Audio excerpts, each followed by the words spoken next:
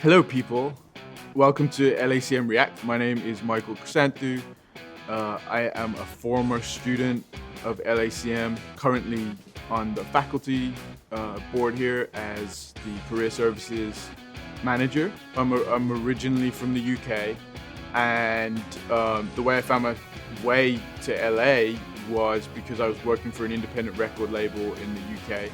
I started off in the drum and bass scene in England when I was fresh out of school, started DJing and learning how to produce drum and bass, and then got a job at Charge Records, which, if anybody who knows drum and bass, Mampy Swift is the head of Charge Records, who's probably one of the biggest drum and bass DJs in the world.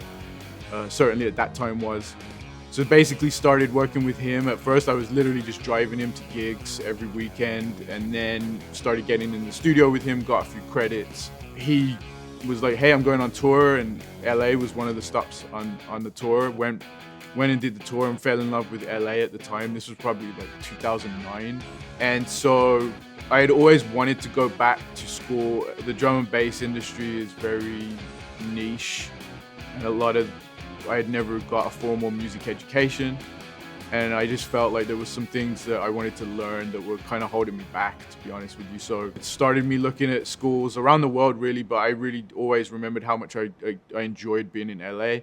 And so I found LACM, and kind of the rest was history. Found my way here in the production program and went from there, basically.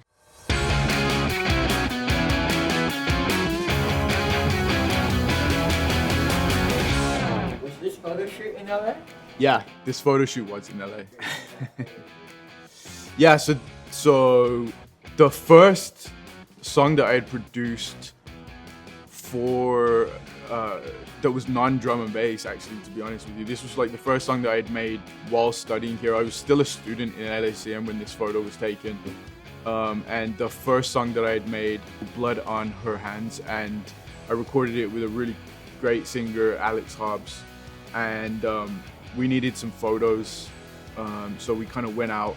This is actually taken in the alleyway behind the school, funnily enough. Yeah, that brick wall is right there. And we had a great friend of ours take these photos, and yeah, that's pretty much the story of that. Yeah. You love that photo shoot. Yeah, we were going for dark and reflective, I guess. That would have been either end of 2012, beginning of 2013. DJ Smokescreen was the name that I used to DJ by, yeah. I still do a couple of gigs here and there, and I'll use that name. Smokescreen was basically, when I was in school, I heard a great story about how the Rolling Stones took their name from an old Muddy Waters song, if I'm not mistaken. And I really like that concept, and my favorite drum and bass track is called Smokescreen, and so I kind of stole that idea. Yeah, I mean, when I got into drum and bass, it was probably around 2003, 2004.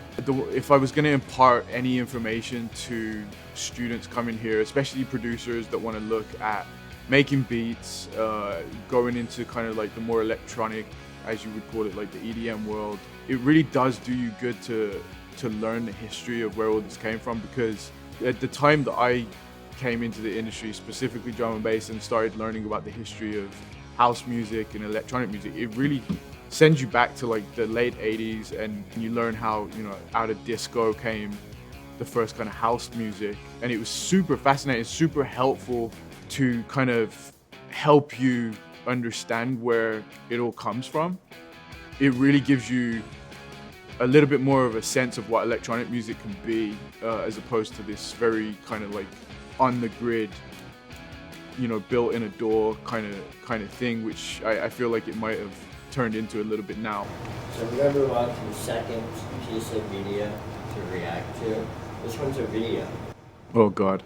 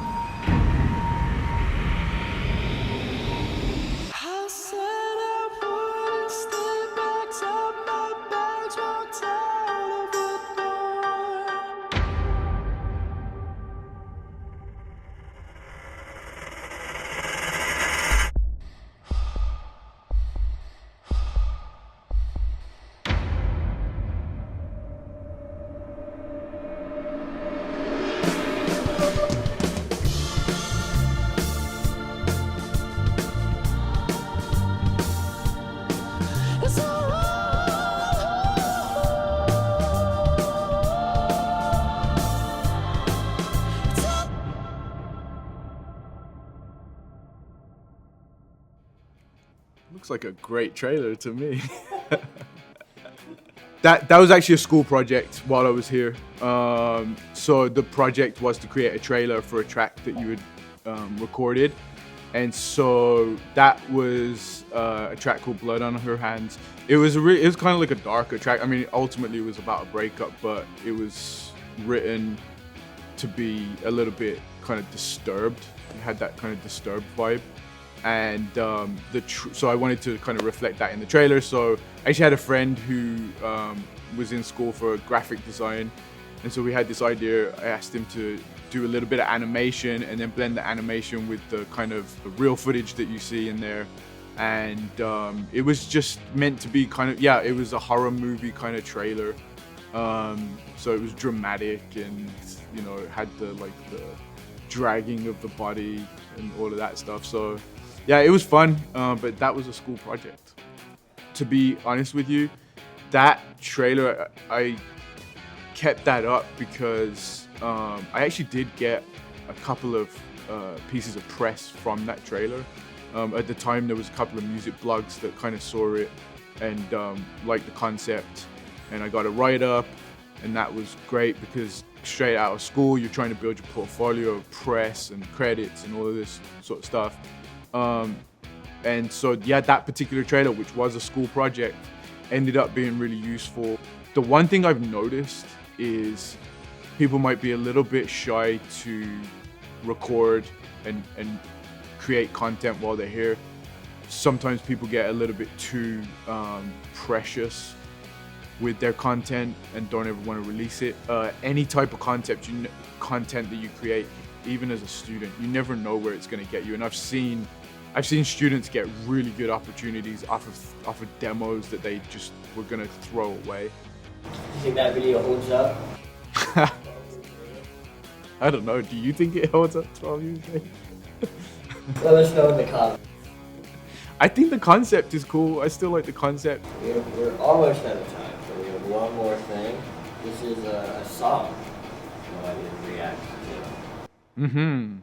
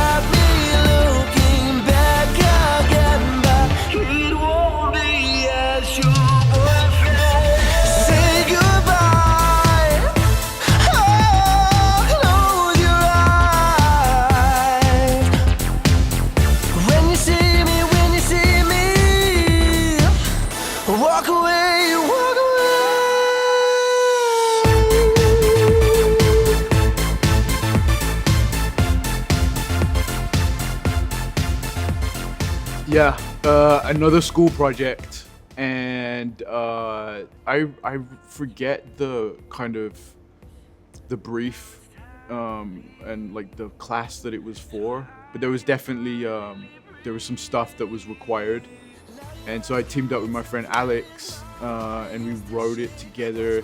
I'm gonna reveal something about myself.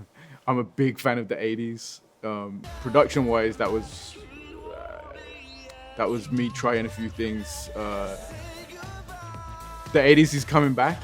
Yeah, everything kind of comes and goes. I think at the time Gaga was like in full kind of effect. We were kind of influenced by that as well, kind of, what an 80s sound in, back in 2012 would sound like.